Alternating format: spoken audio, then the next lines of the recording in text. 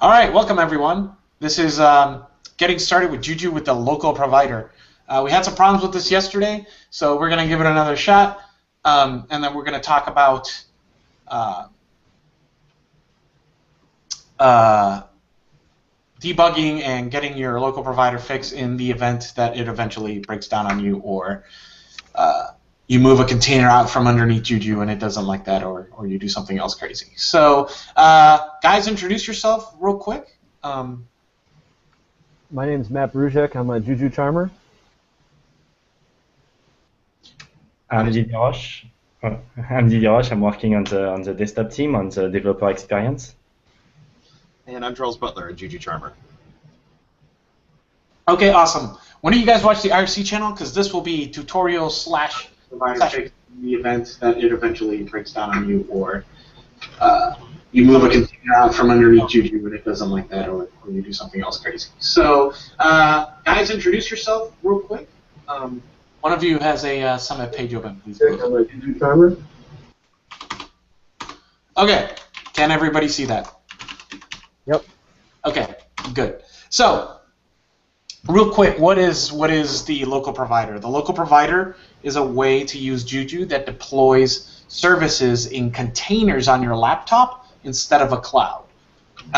Why would you do this? You do this because using containers locally on your laptop gives you an environment that looks closer to what a real cloud looks like than doing it the traditional way. So the traditional way is kind of, okay, I've got a web server out on the cloud, and then I install a web server on my local laptop, and then I work on it, and then when I want to do changes, I push them up. Thing is that environments in production are different than from what's on your laptop, especially when it comes to like nodes talking to each other. I don't know how many of you have tried to deploy somebody else's application, and they give you the code, and they're like, here you go, the application's ready to be deployed to the real web server now, right? And the guy's like hard-coded local host everywhere, right? Because it's working fine on my laptop. I have no idea why it's not working on the servers, right? And then you end up wasting a ton of time doing stupid things to fixes that should have been caught initially. So the idea here, the reason we love this in Juju, is it gives you a more production-like environment on your laptop, which means that when you deploy a MySQL database, it's using a cloud image. It gets a real network address, right? And you treat it like you would a real server. So instead of you installing packages to do server things on your laptop, you just fire off everything in containers. And then when you're ready to go, you just switch to Amazon, HP Cloud, Joyent, Azure, whatever your real cloud is, and do the exact same workflow, except this time you're pushing live to the web. So that's what I'm going to show you how to do here. So the first thing you need to do, obviously, is install Juju.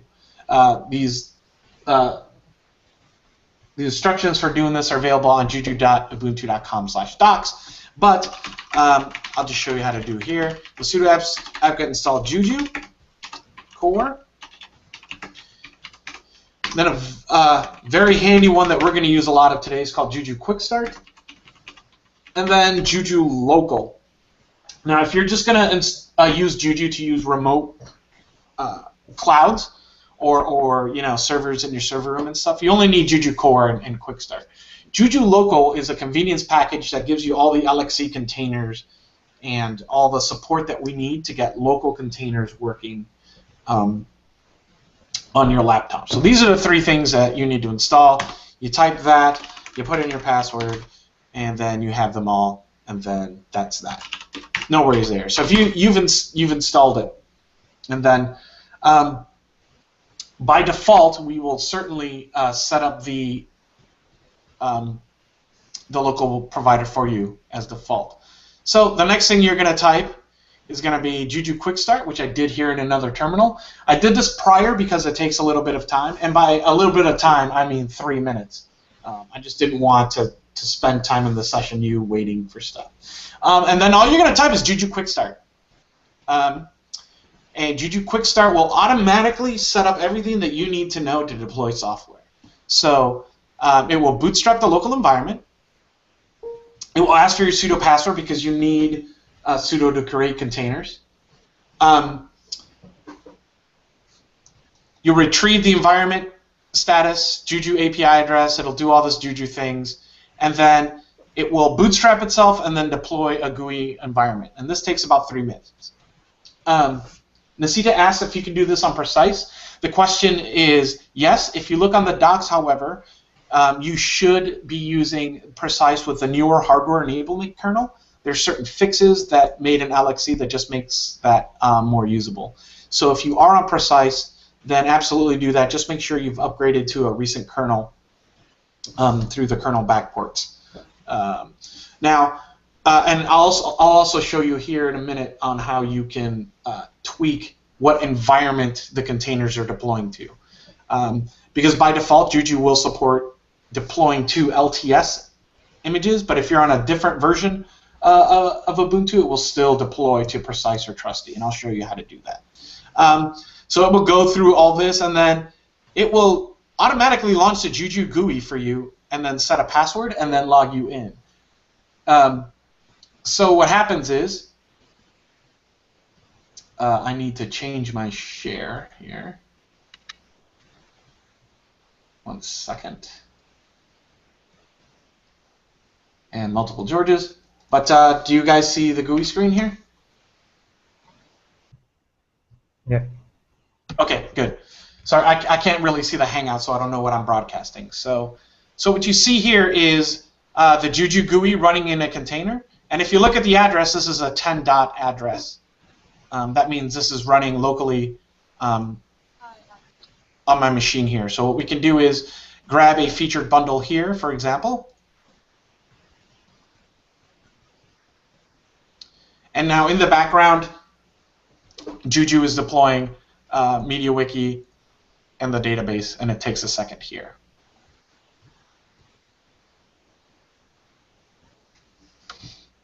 And we're going to let that go for a minute. However, remember, Juju is always asynchronous, so we can start to build relations, even though both of these services, see the orange here, are not yet deployed. So we're going to let that run for a little bit, and then I'm going to switch back to, I'm going to switch back to the terminal. Now, in the terminal,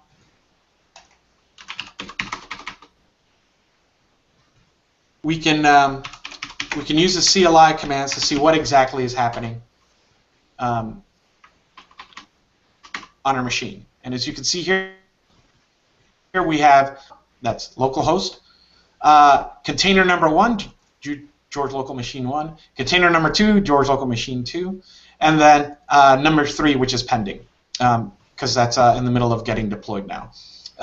Then it tells us what machines and which services are connected to each machines. So here's MediaWiki and here's MySQL. A nice trick you can do here is there's a pretty print plugin for Juju. So you can just do print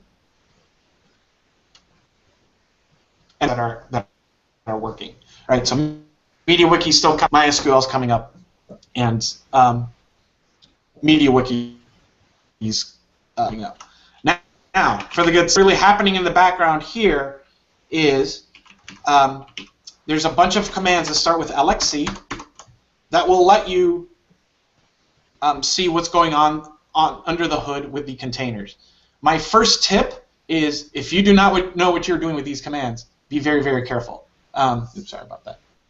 Because I started managing and deploying a whole bunch of things with Juju, and then I went back underneath and started messing with it directly with LXC. So that's the equivalent of you sitting in the driver's seat, putting on the gas pedal, and then getting out, opening the hood, and then trying to mess with the throttle with your hand. Like, don't do that. So unless you really know what you're doing. But if you do LXC ls-fancy, you can see the 3 machines. You can see they're up and running now, right? And then when we do the Juju status, let me just do the print because it's easier. You can see that they're started, and actually one of them came up with an error, and we can talk about that in a little bit. So definitely you can use the LXC tools underneath. However, be very, very careful. If you go and you start killing and adding and destroying machines with the LXC commands by hand, Juju will typically not pick that up. Juju's kind of, it's the orchestrating thing. Its whole purpose in life is to orchestrate. And if you try to be smarter than Juju in orchestrating the containers and you don't know what you're doing, you will quickly just break everything, and then you'll have to destroy the environment and start over again. So there's that. Okay, so let's do a quick status. And then we see that MySQL config changed this hook. This is actually a known bug with the MySQL database on LXC because it makes some assumptions that you're on a real machine. That's a bug that we intend to fix here pretty soon. But let me show you how you would debug a problem like this on the local container, right? So you are used to doing, if you are on a real cloud, you're used to doing Juju debug hooks and then MySQL/0, right? This says, I want to debug the unit that has MySQL 0 on it. And then you type that, and there you go. You're in the local machine, and then you get the access to all the hooks. Also, I want you to take a note on my load here. Let me go ahead and quit out. And notice the load on my machine over the past few minutes. Now, keep in mind, I am broadcasting, over Google Plus, so that plugin takes up a lot of resources as well. But you should always remember that when you're on the local provider, you're on that local machine. And if you think it's a good idea to launch 200 nodes of Hadoop slave nodes, Juju will do exactly what you tell it to do, and that can bring your machine down to a crushing halt. So something to keep in mind when you're deploying. Generally speaking, I try to keep it under 10, and my laptop has an i5 and 16 gigs of RAM, and I usually don't have any problems. But there was a case where I was at a local group giving a talk, and I accidentally did add 2,000, and cleaning up 2,000 containers and canceling out and trying to recover my laptop was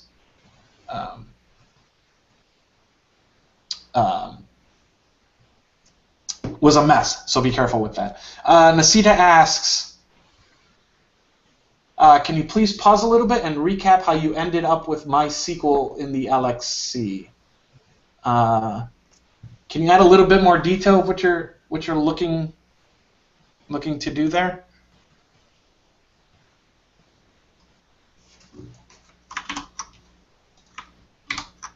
And Chuck, can you monitor IRC for me, because I have so many Juju windows open and stuff, I can't really answer questions or somebody. I'm on it.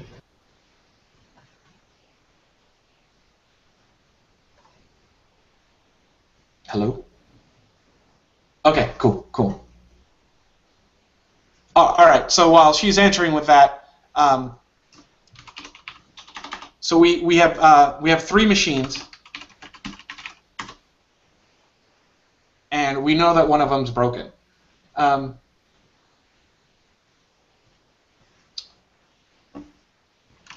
So the first thing we're going to go is, the first trick here is the .juju directory. This is in your home directory, and let's just do a quick ls in there. In there I have my current environment, which just says local. Environments, and environments.yaml, which actually has all your environments. But those are secrets, so I'm not going to show you those. That has your Amazon keys, your Azure credentials, whatnot. So I'm not going to show you that. That's automatically generated to you with Juju Quickstart. If you ever want to mess with those, Juju Quickstart-I will give you an interactive curses environment that will let you come in and edit the local stuff. So that's very interesting. So Nasita's asking, how do we end up with MySQL? That's actually a good question. But I have to move to share to something else. So give me a minute.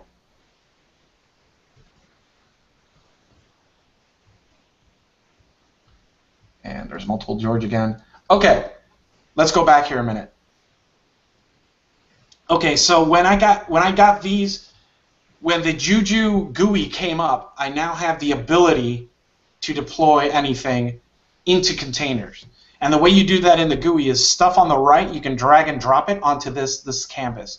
This canvas here represents containers on my laptop, right? So there's one for the GUI, one for MediaWiki, and one at SQL. What I did earlier is I clicked on MediaWiki single, which is a bundle, which is a set of charms that are put together, and then I clicked deploy this bundle, and that entire thing deployed in my laptop, and that included MediaWiki and MySQL. As an example, here's another one. This is a MongoDB cluster. If I were to click this deploy this bundle button, I would then deploy 13 LXC containers of MongoDB onto my canvas. I strongly do not recommend doing this with MongoDB. 13 units is a bit too much for my laptop, and then it will totally hammer it.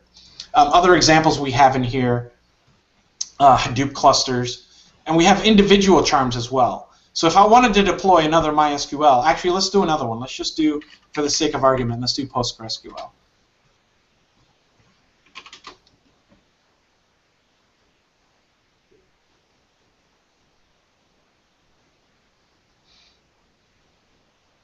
And then over here I can name it something like my great DB, because you can alias services. You don't have to call them PostgreSQL. 1 unit. I'm not going to set any constraints. Just give me the default, and that will do that. Now, while you're in the GUI, here's just another tip. You can build relations with other things, but the charms will automatically not let you connect to anything that it doesn't support. So we don't have a way to connect PostgreSQL to MediaWiki because no one has written that relationship yet. In fact, I don't even know if MediaWiki supports PostgreSQL in the back end. So the charms themselves will only let you connect to things that it can connect to. So that's really handy. Now, so that's cool and all. Let me give you the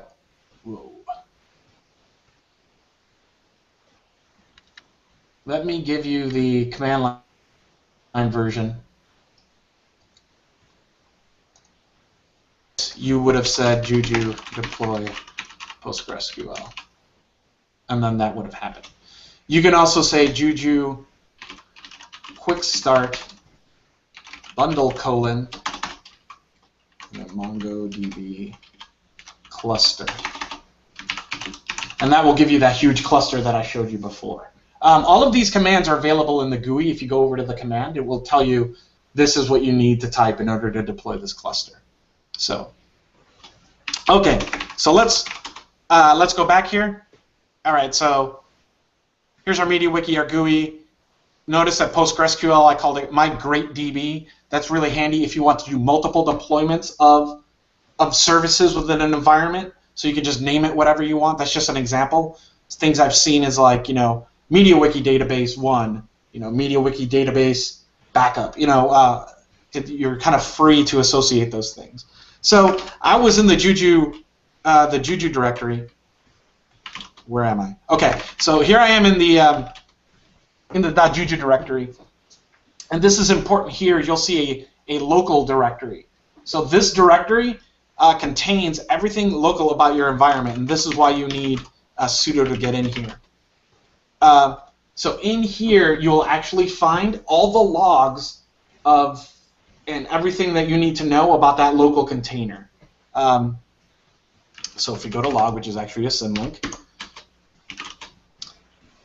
this is important here. What you see here is an all machines log, and that's exactly what you think it is. It is the adding up all the logs of all the containers on the machine right now. And if you look up, you'll see stuff that looks familiar, right? PostgreSQL and so on. That is really nice because it gives you an aggregate of all the logs. You'll also see here you'll have machine 0, which is your laptop, machine 1, machine 2, machine 3. Every single container that you have has a specific log in here, and that's the machine log. You also see a service log here. So if we look at, let's look at MySQL. This is everything that's happening in that container. Let me just page up here. Now, if you go to the very top and then you start to look down, this should be familiar to all of you who have installed MySQL, right? You install the image, right? What's the first thing you do? You do an update, and you get your security updates, right? Next thing it does is install the packages that it needs, right? Grabs those, unpacks them. There's my SQL server and core, just like it's doing exactly what the charm told it to do. And then there's our error, right? MySQL failed to start. And that's where that ends. So this is a key directory for me when you're using the local provider. .juju/local/log. 99.9% of problems that I might have, if you see an error, you're deploying something, I will find it in this log here somewhere, unless LXC has done really bad things to you, and I'll get to that in a minute. Another directory that should be important to you with the for those of you that use LXC is var cache LXC. Let's just do cloud precise in here. And this is where the actual cloud images are stored on your laptop. So that might be important to you. It might not. Theoretically, those will get auto-updated as new things are published. It's also important to remember that the very, very first time, I should have mentioned this earlier, the very first time you do a deployment, it's going to grab those cloud images and stick them there. As you can see, the cloud images, they're not huge, but if you're doing a deploy, you need to take into account that you are downloading this in the background. And a awesome cheap Unix trick is just a grep for wget when you first do a deployment, and then you'll be able to see the command that's actually running. For those of you, if you're on a slower internet connection, or you're in a place where you can't get easy access to those images, because you can always get them by hand and plop them in there. One thing I also recommend is to make sure that you always have the freshest images. Before I go to a conference or something like that, I blow away those tarballs and then make it get it. That makes it get them fresh and make sure that you have the latest one. I made the mistake of having some beta images in there for a while, and that was not good news there. So I've seen the logs, and of course, Juju SSH should be available to you. Right? This is strange. I've got a container, and I'm SSHing to it. Right? I mean, well, it's not that strange. What I'm saying is, see, it's forcing me to interact with this service in the same way I would on a real cloud, right? I have to SSH to it. If I had to install MySQL locally on my laptop, right, I'm already treating it different than I would a real deployment. Remember here, the whole purpose is to have this be like a little microcloud on your laptop. So usually in here we can you have everything that you would have on a real instance there. And here's our favorite bug here in LXC with MySQL, which I am going to get around to fixing here in a minute. Do we have any questions so far? Let me go back down to. Let me go check the IRC channel here for a second. There is more discussion and question answers, but people are handling that on IRC. But yeah, so Nisita was making a comment that for her, with the local provider, Yeah. It's quite hard for her, to follow the instructions, and it doesn't really, show, because I guess the biggest issue we have is the lack of feedback. As you show, like you have to grep for wget in case it's downloading an image and so on. So I think the fact that we don't know if something is stuck or it's provisioning and everything is fine and so on is one of the biggest hurdles that people experience. Yeah, actually, the reason we're having this session today is because yesterday my local provider broke, and I had no idea how to fix it. So I can show you a really great plugin, which Marco's fixing today. Now, I'm not going to run this, but it's called Juju Clean. At some point, especially with the older versions of like LXC, we will break your environment, and you just have to blow it away. So we have a plugin called Juju Clean that will blow away your local .gem files. It'll handle the template locks, the problem I ran into yesterday. We're going to fix that today. That will kind of give you a clean slate. But yeah, if you don't know what you're doing and you don't know LXC and stuff, you can get in a place where it's really bad. Where you had to go and you just blow away varlib LXC, destroy every single container on the machine, destroy everything in the .juju/local directory, destroy everything in the .juju/environment/local directory. But we're going to put that in a plugin called Juju Clean that will give you a problem. And also we are going to actively work on that this cycle anyway to get that better. Yes. So this is something that that we are gonna. Thumper is keen on fixing in core. So let's see what's going on here. Let me just look at Natalia's error. It looks like she's having the exact same problem that I had yesterday. And then she says, I must confess, it's pretty frustrating, and I share your pain, and you're preaching to the choir. Is Marco around? Chuck, can you check? Because I think we can fix her local provider here. Yeah, I'm looking into this. It looks like it's due to stale file logs. I believe. What I'm finding. There's a bug on this. So I had to stop every container. So, George, there is a question on where do you find, those plugins like the Juju Clean one? Yeah.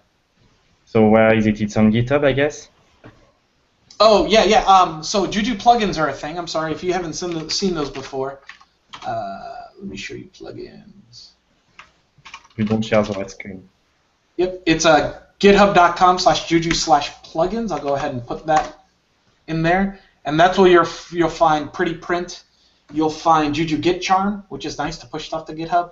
And there's also another plugin from Francesco that lets you deploy a charm directly from a Git repository, which I find very handy.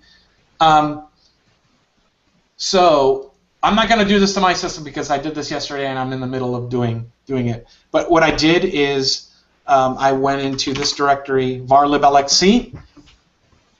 I stopped both templates. LXC destroyed all the machines that were running, and then I just deleted both of these directories. Then I went ahead and Juju bootstrapped again, and it recreated those, pulled fresh images, and the bug is that there was a lock file in this directory that was causing the template to run, and then no other containers could launch. So I could do a bootstrap. Oh, everything appears to be working. I would add instances, and then nothing would work. And then I got frustrated. Then you do Juju status, and it tells you can't find the API server, ws://, and it's a Mongo address, and it was really frustrating. So that is something I would have to check. So, but we can, if she can't figure that out, we'll get her together with Marco today and sort her, because I had this issue yesterday. I wonder if you're not just using, the Juju Quickstart from Trusty without the PPA, and the version which is, in Trusty 1 now is broken basically. So you think that it's provisioning an image, but it doesn't. So what you have to do is to upgrade from the Juju stable PPA, and then you can do it. And it seems that she added the PPA, so I'm not sure. But first, it's something that you need to do until the PCs are SRV. I'm writing that down. So we need to fix Trusty if that's the case. Right. So that's Quickstart. That's Juju Quickstart. Okay.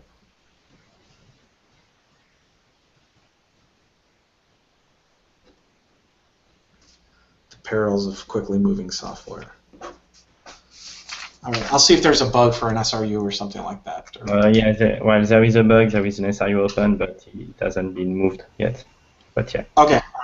I will investigate it. If you find that bug, just PM it to me and we'll get that fixed. I will do that.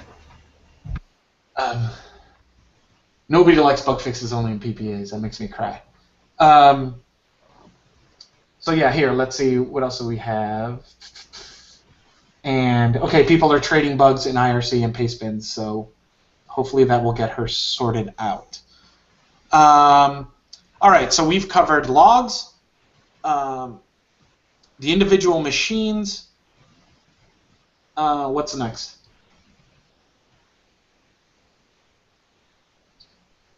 Should we actually fix MySQL? Is somebody interested in that? So this is a weird bug where the hold on, I have to look up how to.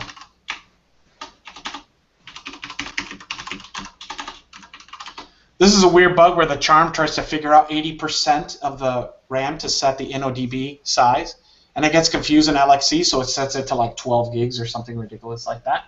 And you don't have the memory, and the whole thing bombs out on you. So I need to figure out how to set something, and then I'll show you how to recover from an error, because a lot of people who are new might not know how to do that.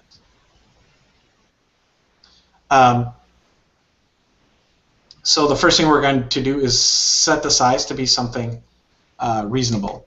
So equals, what's reasonable? 512 megs? Sure.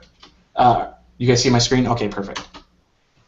Okay, so I kind of know that fixes the bug, but let's look. Oh no, it's still started, right? So we've actually set the config. Yeah, this is a common one. Actually, I'm going to take a note to document this in the README, because this really, Kitty says, yes, I hit this often, and I feel your pain.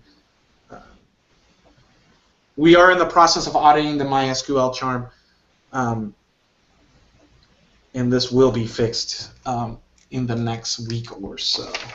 Okay, so we've set them data. Yeah, so you ask, hey, MySQL's broken, and so you dig through the logs, and if you actually look, I'm not going to do this, but if you look in the MySQL logs, it complains about the data set size being wrong and what stuff. So you finally figured that out, and then you use Juju to set data set size, and you say, hey, wait a minute. So why is it still airing it out now? So here's trick. Here's another trick here. Let me go back here. So the greatest tool ever of all time of debugging charms is Juju Debug Hooks MySQL 0. I showed you this briefly before. Now what's really great is like this automatically SSHs you to the machine, sets a tmux environment. What's going to happen is you get put into the context of a hook so you can see it when it's actually running. This is totally awesome. So you are now debugged in. You do have to open another terminal, which is unfortunate, but whatever. And then you're going to say, Juju resolved. Please retry MySQL 0. That basically means, okay, something messed up. Retry unit MySQL 0. You'll come back. Bam, magic happens. We are now in the config changed hooks. So now we can actually run config changed and then see what actually happened. Hey, started. Interesting. Let's see.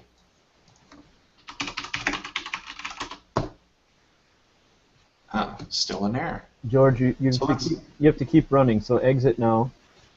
Okay, exit out of here? Yep, because there's other hooks that have to run still. Oh, there it goes, there it goes. Yep. All right. So now hook start, right? Yep. And then that ran completely, so just to hit exit. Oh, sorry. Yep, it's going to run config changed again. So do that again. Hooks config changed. And then no errors this time? Yep. Let's look. Hey, George, awesome. Question from IRC. This is really great because you can actually come in here, and if you go to CD hooks, these are all the hooks.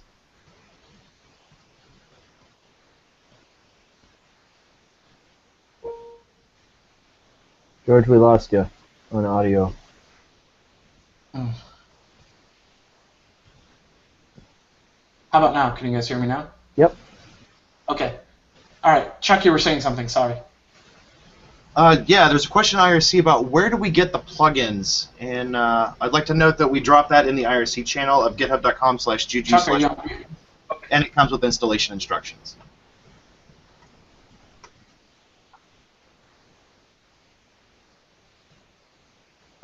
Yep.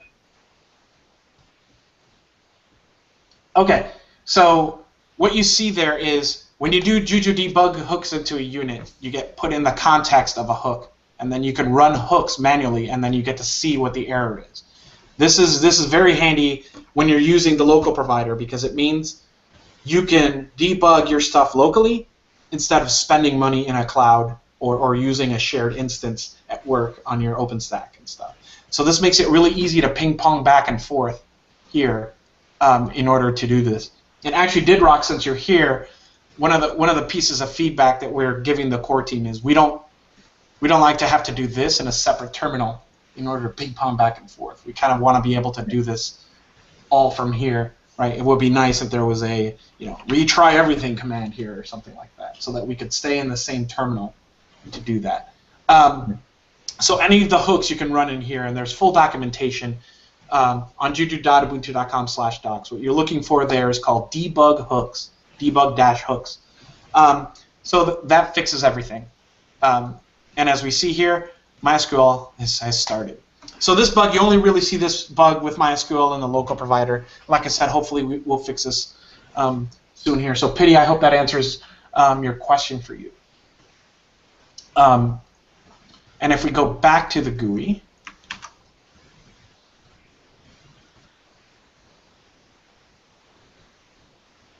sorry, I'm having this plugin is really hammering my machine right now. 1 second.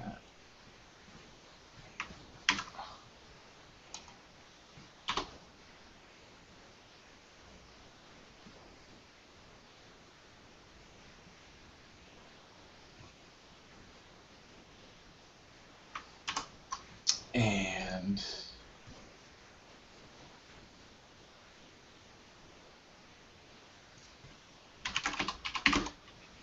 here's another tip because I do this all the time.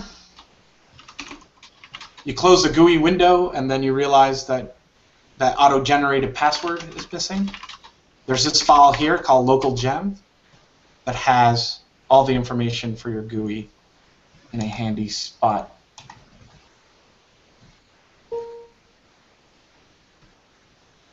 And then if you remember how to copy and paste, that should work. Bear with me for a second. Okay.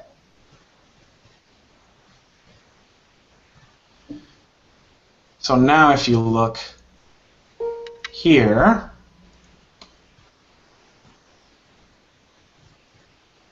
sorry. If we go back to the GUI, you'll see MediaWiki, MySQL shows green, and migrate database, the PostgreSQL one I deployed over there is fine. So how do you check to make sure that everything is working after you deployed something? Just double click on the instance. You'll have one running unit. It's called MediaWiki 0. Gives you the public address. Toss that in the browser. It works. However, we're not getting MediaWiki, so I get the feeling that this relation needs to be fired off again now that the unit works. Does that sound right to you, Matt? Actually, George, I think you're still in the Juju hook context, and you need to exit out of that. Oh, am I? That is a good tip. Yep. That actually hits Chuck and I a couple of times. You know, sometimes when you're. Oh yeah, it finished the entire making the thing. So that's actually very important, I think. When you're in debug hooks, it's stopping on every single hook that you want. So when you're done fixing it, you should just try to exit out completely out of that terminal. Otherwise, you're going to get hung up on those Juju events. So. Right. So that is important. You need to quit out. Also, you don't need to expose as well when you're in here. Yeah. The local provider, you don't need to expose. So it's probably going through the MediaWiki process now, so we can just leave that there for a while. So George, why don't you show them where the log files are? Or you already did, but show them maybe how to follow the log files. So you could tail the log file. Maybe that would be helpful. Sure. Yeah, that is very useful. Give me 1 second. Because a lot of times when I deploy, machine log files? Yeah. Yeah, or the unit log files. A lot of times when I'm deploying, I'll sit there and tail one of the files to see how everything's going, and just to see when everything is kind of done or what's going on in the background. That is a great idea. Does everyone see that? I see your screen. Yep. Okay, good. So let's go back into the log files and give you cool tips here. So everyone remember this, has all machines, stuff like that. You could do, let me create another tab here.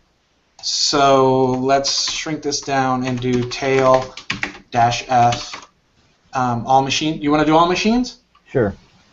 And then I have a log colorizer called CZZE, which should show cool stuff. Okay, so just to show you again what I did there, tail has a -f command. I'm used to doing capital F that accounts for log rotation. I don't think Juju's doing log rotations. Are we? I don't know. But anyway, it helps to just always capital F. All machines, and then I have a log colorizer that I pipe this to make it look cool. Not just look cool, but errors and stuff come in red, so I find that handy. Right. So we're tailing the log here, and then we can come back here and do a Juju deploy. What else can we do? Let me get rid of some things here. So Juju destroy service.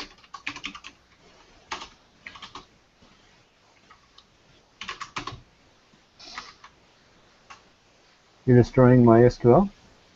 Yeah, I'm just gonna destroy a few here and deploy new stuff. Because containers are very fast, so I could start this whole thing over again and be fine.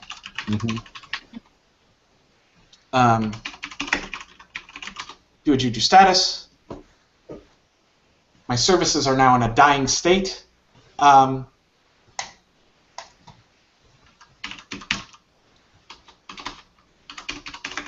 Let's see what's going on here. Those are dying. My SQL's still in some error. I don't know. Are you still in debug hooks on that screen? No. Okay. I think I interrupted it while it was doing stuff. But that's fine. That allows me to show you this command. Destroy machine 3. Force. I have to destroy service first, I believe. You can also, when you're destroying a machine, you can tell it to force because it says, "Oh, you're gonna destroy MySQL." Come on, I hate you. Do -- force now on that machine 3. There you go. Yep.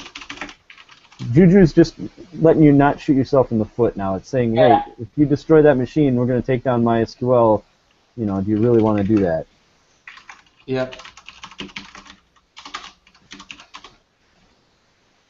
Okay, so we've got all the machines logged there. Actually, it was showing me the error that I was having in another hook in MySQL, but we showed you how to fix that if you're into that. So we can do Juju deploy. What do we want to do? Let's just do PostgreSQL again, and then we can come back here. We're doing that.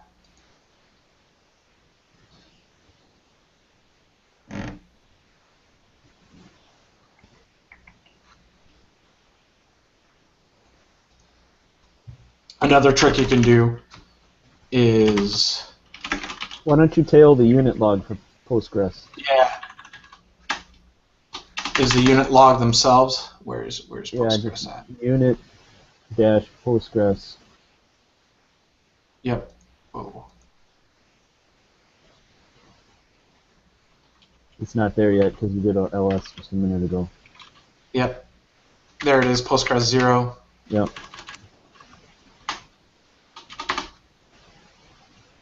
So I showed you where the logs were. It's handy to do that. There it goes. Yep. We're getting Postgres 9.3. another great command I think that you can also do in a separate terminal, which I think is actually you should always kind of do this, I think, in a separate terminal. But I don't think this works in the local provider, does it? No, it does not. No. On a real cloud, you could do Juju debug log, and it'll kind of automatically tail.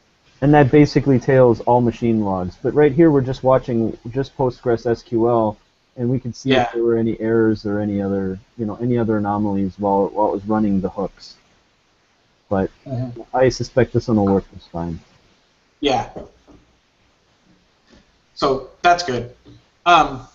So the colorizer isn't really like that important to you. I use it because it looks cool when you're demoing. No, but really anything that is red there that's an error will automatically show off as red.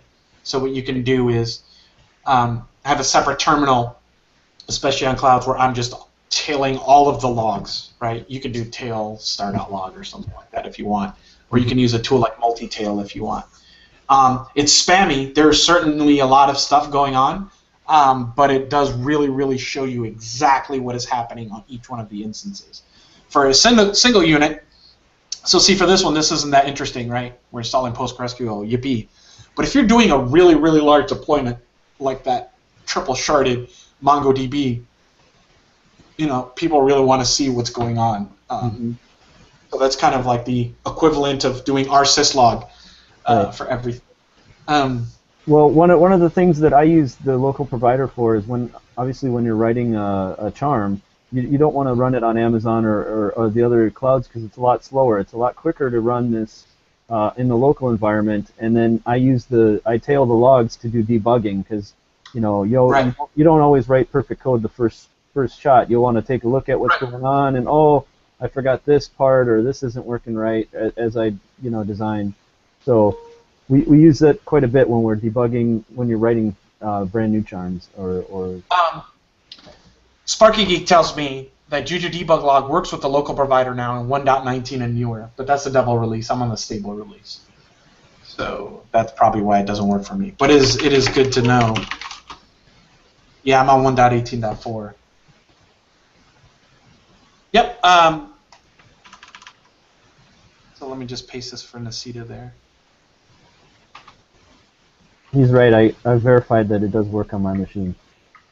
That is really nice. I really can't wait for that. Yeah, I'm on 19.3, so. So I tossed those commands there in IRC for people to see. So we're kind of running out of time, so I want to show people really quick where they can get the docs because that is most important is how to learn here. And if you're having issues with the local provider, please come talk to us because I understand your frustration and you should not suffer in silence. So /docs here. And there is one thing I want to mention. I need to mention the Btrfs. So if you go to docs, click on local. Currently it's for LXC. For Linux or for Mac and Windows users, we do have a Vagrant box that we publish with LXC inside of it. So you can replicate this flow. That is a separate session this week in UOS. So if you're on Mac or Windows Friend deploying to Linux servers, we got you covered there. So here are all the prerequisites and documentation for doing that. I wanted to talk about fast LXC creation here. When your varlib LXC is on a Btrfs partition, Juju does support using LXC clone to create new containers. It is very, very, very fast. It's cool. The only bummer is I don't have an extra disk to reformat to make a Btrfs partition. But it is very cool. If you're doing the kind of things that you're creating and destroying containers over and over and over again, this is what Kapil set this up and really drove this feature. That will make things so much faster and so much easier for you than waiting for things. So if you have an extra disk, or if you're in the process of reinstalling or something, and you know that you want to do a lot of charms, and for sure you should certainly check out the LXC clone stuff. That is not turned on by default, but the instructions are here on how to do that. As always, appreciate everyone showing up. We will be getting a lot of this cleanup things that I showed you how to do manually into that Juju Clean plugin. And as always, we're working with the core team and with the platform team to sort out all the issues that people are having with the local provider. So there was a lot of things that we had to wait for LXC 1.0, and then we had to wait for a certain version of Juju. So it's now finally getting to a point where it's almost there. We just got to smash the last few bugs and get those out to our users, and then we'll be good to go. So with that, thank you very much. The next session in this room or the other room, I don't know, it's going to be the roadmap and plans for Juju and the Juju GUI over the next 6 months. So that's going to be very interesting. So with that, thank you, everybody.